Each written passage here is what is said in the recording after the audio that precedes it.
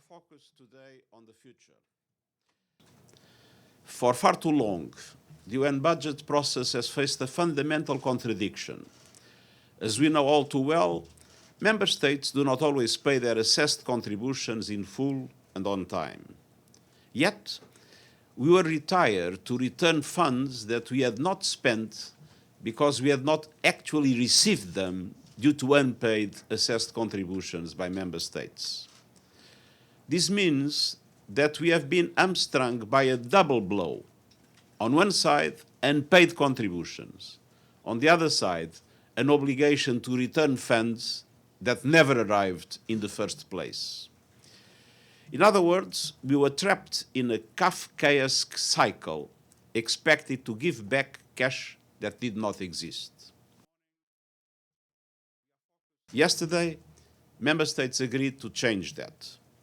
Under a new methodology, on a trial basis, unspent funds will be returned only when they are backed by cash. I've been pushing for this reform for almost a decade.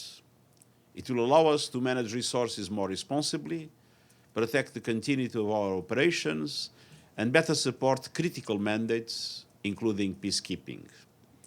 And I'm grateful to member states for taking this important action, which will greatly benefit the incoming administration and contribute to the financial stability of the United Nations in the coming years.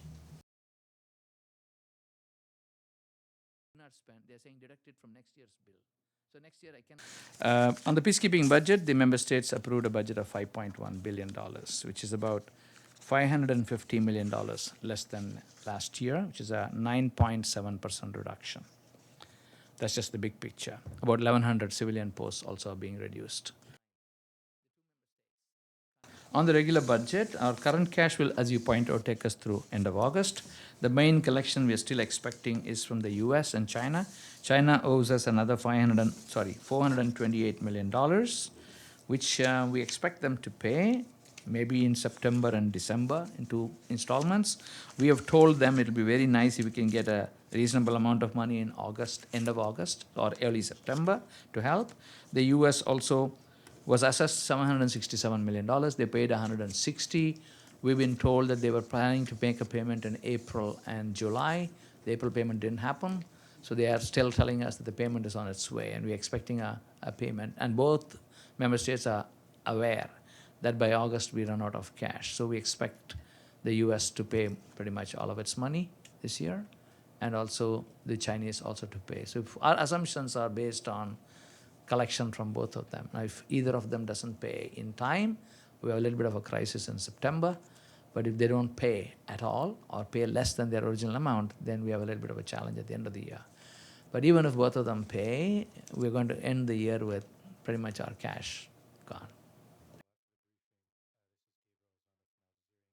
It prevents a crash or prevents a sinking. It does not do away with all the problems. So the expectation should not be that suddenly we are in a great shape and we're going, no, we have prevented a crash.